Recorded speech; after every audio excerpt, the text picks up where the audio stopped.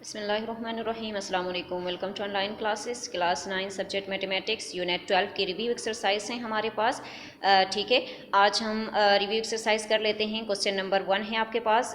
Select the correct answer and write the corresponding letters A B C and D the given box. ठीक है, question number 1 है हमारे पास, which of the following are concurrent. ठीक है, 4 option आपको दिए गए हैं और कहती है कि उन 4 ऑप्शनों में से आप देख ले कि आपके पास कौन सा जो है वो आपके पास कॉन्करेंट होता है, कौन सा जो है वो आपके पास अप्रोक्सीमेटली इक्वल होता है। जो कॉन्करेंट है उसको हम इक्वलिटी के लिए ही यूज़ करते हैं। ठीक है, तो यहाँ पे फर्स्ट है angles bisectors of A triangles. कहती है जब हम किसी ट्राइंगल को ट्राइंगल की जो 3 एंगल्स होते हैं उसकी जब हम बाइसेक्शन करते हैं तब हमारे पास जो उसके एंगल बनेंगे वो कॉन्करेंट होंगे। या बी में कहती है कि perpendicular bisector of the side of a triangle. अगर आपके पास एक ट्राइंगल है, उस ट्राइंगल के साइडों को, साइड क्या होता है उसके बेस, परपेंडिकुलर और हाइपोटेनस। कहती है कि अगर हम उनके साइडों को बाइसेक्ट करें तब हमारे पास ये जो ट्राइंगल है ये कॉन्करेंट होता है।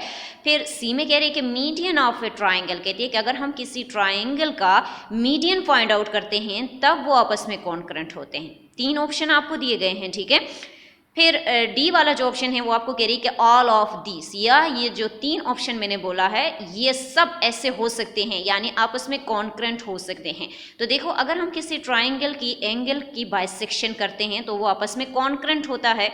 सही। सेकंड, अगर हम किसी ट्राइंगल की साइडों की बाइसेक्शन करते हैं, परपेंडिकुलर बाइसेक्शन जो थ्योरम हमने पढ़ा है, तो वो भी आपस में कॉन्करेंट होते हैं, ये हम प्रूव कर चुके हैं। अगर हम किसी ट्राइंगल का मीडियन फाइंड आउट करते हैं तब भी वो आपस में कॉन्करेंट होते हैं। ठीक है, तो हमारे पास ऑप्शन नंबर डी जो है वो आपके पास दुरुस्त ऑप्शन है, वो आपके पास करेक्ट ऑप्शन है कि ऑल ऑफ दिस, ये तमाम के तमाम जो 3 ऑप्शन हमें दिए गए हैं ये तीनों हमारे पास पॉसिबल हैं। सही है कि आपस में कॉन्करेंट होते हैं। क्वेश्चन नंबर 2 है आपके पास, which of the following sometime is inside a triangle, sometime is coincide with a side of a triangle and sometime falls outside of a triangle। 4 option आपको दिए गए हैं। सवाल में क्या कह रही है आपको, कहती है कि अगर आपके पास देखिए विच of the following sometime is inside, कहती है कि इन चारों में से कौन सा ऐसा आपके पास डेटा है जो कुछ टाइम तो ट्राइंगल के अंदर होता है और सम टाइम जो है वो कोइंसाइड करता है और सम टाइम वो ट्राइंगल से बाहर होता है। ठीक है, तो फर्स्ट में कह रही है कि द बेस ऐसा नहीं हो सकता ना, कभी वो अंदर हो, कभी बाहर हो, कभी कोइंसाइड कर रहा हो, ये तो पॉसिबल नहीं है। सही है। सेकंड में कह रही है कि द एल्टीट्यूड। थर्ड में कह रही है द मीडियन का मतलब होता है मिड में, तो ये तो हमारे पास अंदर ही होगा। ठीक है, फिर कहती है डी में the angle bisector. Angle bisector जो हम करते हैं वो ट्राइंगल के अंदर ही कर लेते हैं, तो इन तीनों में से तो कुछ नहीं हो सकता। लेकिन बी ऑप्शन जरा देखिए, द एल्टीट्यूड हमारे पास ऐसा अमल है जो हम किसी ट्राइंगल में कर लेते हैं तो वो कभी ट्राइंगल के अंदर लाई करता है, कभी बिल्कुल ट्राइंगल को कोइंसाइड करता है, कभी ट्राइंगल से बाहर चला जाता है, या आपकी ज्योमेट्री में भी है। ठीक है, क्वेश्चन नंबर 3 है आपके पास, perpendicular bisector of a triangle are.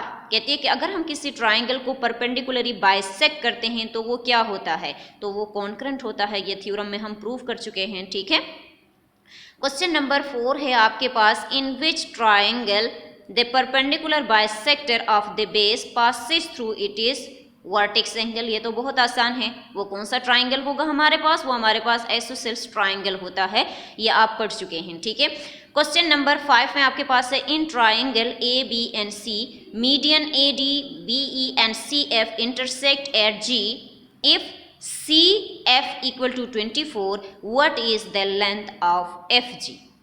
ठीक है, आपको एक ट्राइंगल दिया गया है, देखो मैंने यहाँ पे रफली बनाया है। एक ट्राइंगल है जिसका नाम ए बी एन सी है, देखो मैंने एक ट्राइंगल बना दिया जिसका नाम ए बी एन सी है। ठीक है, और फिर वो क्या कहती है कि ए डी मीडियन है उसके, A D B E and C F. देखो ये ए टू डी और B to E and C to F जो है वो क्या है, वो इंटरसेक्ट करते हैं किस पॉइंट पे, जी पे करते हैं ना इंटरसेक्ट एक दूसरे को, जी पॉइंट पे। अब वो कहती है इफ सी टू एफ जो है वो आपके पास 24 है। अब देखें सी टू एफ जो है वो आपके पास क्या है, 24 है।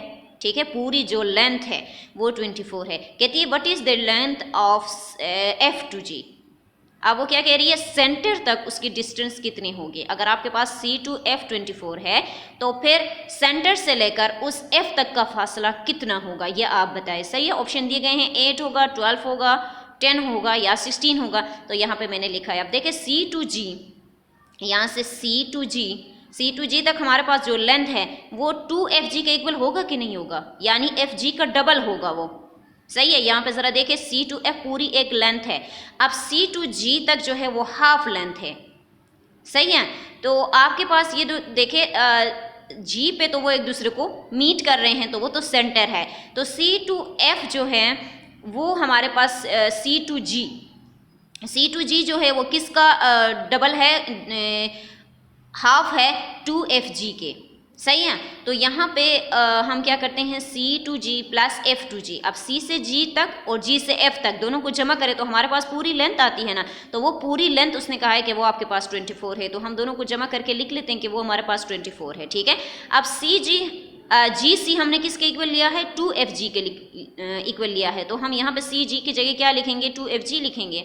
ठीक है, 2FG लिख दिया प्लस FG इक्वल टू 24। अब 2FG एंड FG दोनों आपके पास सेम है ना, लाइक टर्म हमारे पास जमा होते हैं, तो यहाँ पे आपके पास आ जाएगा 3FG इक्वल टू 24। अब 3 को बोथ साइड पे डिवाइड करें तो 3 के टेबल में 24 कहाँ पे आता है, 3 8 ज़रा 24 आता है, तो आपके पास FG की जो वैल्यू आ रही है वो आपके पास क्या आ रही है, वो आपके पास 8 आ रही है। ठीक है, इसके बाद आपके पास क्वेश्चन है, question number 6, the angle bisector of a triangle meet at a point which is equidistance from dash of the triangle. सही है, कहती है कि अगर आपके पास एक एंगल बाइसेक्टर्स एंगल हमारे पास है, उसकी हमने बाइसेक्शन की है, ठीक है, और कोई और पॉइंट ऐसा है जो उस ट्राइंगल में पड़ा हुआ है, तो उसका डिस्टेंस किसके साथ इक्वल डिस्टेंस पे होगा, उसका फासला किसके साथ इक्वल डिस्टेंस पे होगा। ये थ्योरम हम प्रूव कर चुके हैं। देखिए, वर्टेक्स के साथ तो नहीं होता, मिड पॉइंट के साथ तो नहीं होता, इन सब के साथ तो नहीं होता, हमारे पास साइटों के साथ होता है। ये थ्योरम आपने पढ़ा है। ठीक है, तो हमारे पास बी वाला जो ऑप्शन है वो आपके पास करेक्ट ऑप्शन है। फिर क्वेश्चन नंबर 7 है आपके पास, in a equilateral triangle are the perpendicular bisectors are. कहती है कि एक इक्विलेंट ट्राइंगल के तमाम परपेंडिकुलर बाइसेक्टर्स क्या होंगे। ठीक है, अब सबसे पहले इक्विलेंट ट्राइंगल का आपको पता हो, इक्विलेंट ट्राइंगल कौन सा ट्राइंगल होता है जिसके तमाम साइड इक्वल होते हैं। कैसे, बेस, परपेंडिकुलर और हाइपोटेनस ट्राइंगल के 3 साइड होते हैं। ठीक है, तो 3 साइड आपके पास इक्वल हो। अगर बेस 3 सेंटीमीटर है तो परपेंडिकुलर उसके जो है वो भी 3 सेंटीमीटर है और हाइपोटेनस भी आपके पास 3 सेंटीमीटर है। ठीक है, तो हमारे पास एक इक्विलेंट ट्राइंगल है जिसके तमाम के तमाम साइड इक्वल हैं, तीनों के तीनों। ठीक है, और फिर कहती है कि उसके परपेंडिकुलर बाइसेक्टर्स जो है वो आपस में क्या होंगे, तो वो आपस में हमारे पास क्या होते हैं, कॉन्करेंट होते हैं ना, इक्वल होंगे। अगर हम उसकी परपेंडिकुलरी बाइसेक्शन करेंगे तो वो हमारे पास हमेशा से कॉन्करेंट ही होंगे। ठीक है, ये वाला लास्ट वाला क्वेश्चन, क्वेश्चन नंबर 8 जो है वो आपके पास क्या है, वो आपके पास क्वेश्चन नंबर 6 की तरह है, सेम क्वेश्चन है। सही है, कहती है point of intersection of an angle bisector of a triangle is equidistance from the dash point, intersection of A dash point, ये सेम उसी की तरफ क्वेश्चन है। तो वो हमारे पास पॉइंट ऑफ इंटरसेक्शन, किसी भी पॉइंट का जब हम इंटरसेक्शन ले लेते हैं तो इंटरसेक्शन में हम कॉमन पॉइंट को उठाते हैं ना। ठीक है, तो यूनियन में हम क्या करते हैं, कंबाइन करते हैं, दो जो हमें सेट गिवन होते हैं उसको हम कंबाइन करते हैं, लेकिन इंटरसेक्शन में हम कॉमन चीज़ को ले लेते हैं। तो point of intersection of an angle, अगर किसी एंगल के किसी पॉइंट का हम इंटरसेक्शन ले लें, सही है, angle bisector of a triangle is equidistance from the dash of the triangle. सही, तो वो हमारे पास देखिए द वर्टिसेस, ऑप्शन नंबर 1 हमें दिया गया है कि द वर्टिसेस होगा, ऑप्शन नंबर बी हमें दिया गया है कि साइड के साथ होगा, और ऑप्शन नंबर सी हमें दिया गया है कि मिड पॉइंट के साथ होगा, और ऑप्शन नंबर डी दिया गया है कि ऑल ऑफ अबव होंगे।